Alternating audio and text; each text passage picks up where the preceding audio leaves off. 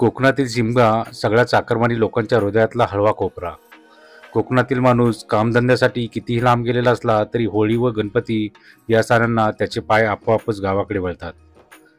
घरट्याबाहेर उडालेल्या पिल्लाची जशी पक्षी वाट पाहते तसेच गाव व गावकरी आपल्या या चाकरमान्यांची वाट पाहत असतात. कोकणात विशेषतः रत्नागिरी जिल्ह्यातील शिमगा सण सुमारे 5 ते 15 दिवस चालतो. प्रथेप्रमाणे फाल्गुन शुद्ध द्वादशी, त्रयोदशी किंवा पौर्णिमाला होळीचा मुख्य दिवस असतो. आंब्याच्या किंवा ताडाच्या झाडाची होळी तोडून आणणे हे काम खूप जिकिरीचे व जबाबदारीचे असते. सुमारे 50 ते 70 फूट उंचीचे, 15 वर्षे वयाचे व सुमारे 1200 ते 1500 किलो वजनाचे झाड तोडून ते गावकरी खांद्यावरून नाचवत होळीच्या ठिकाणी आणून उभे करतात. ही होळी सलग 10 दिवस लावतात.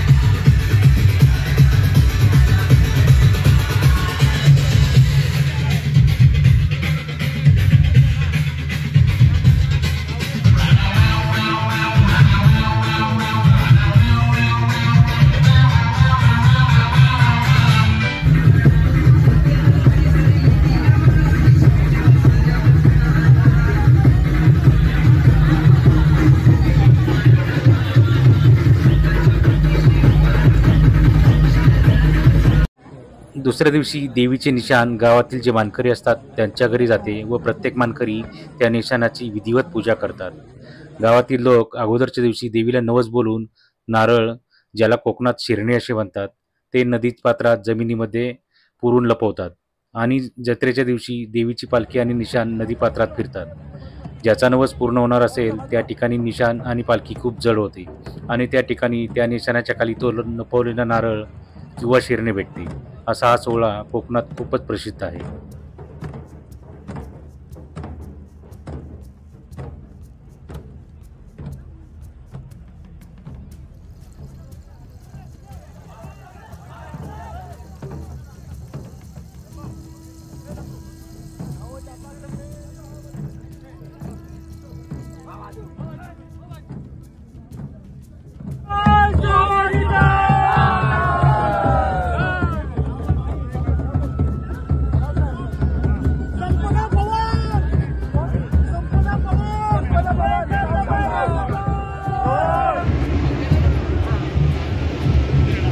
मकरंद केळसकर पाठ त्यांचं शरण सापडलेलं आहे. जर जवळपास असाल तर आपण संपर्क स्टेजवर साधायचा आहे.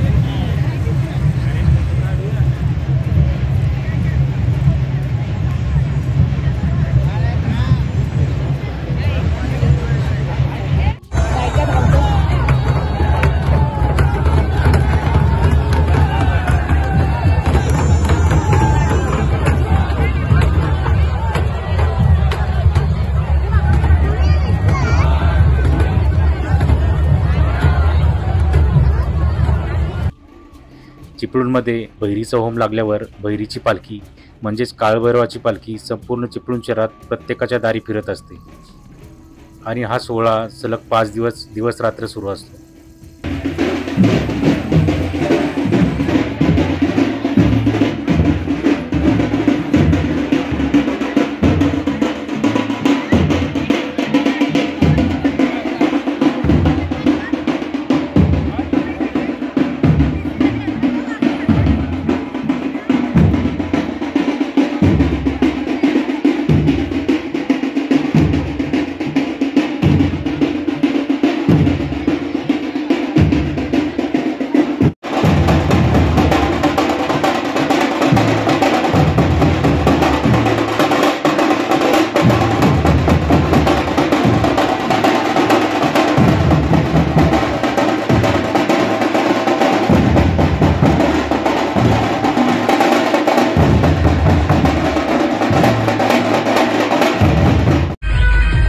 तुम्हाला हा व्हिडिओ कसा वाटला हे नक्कीच सांगा.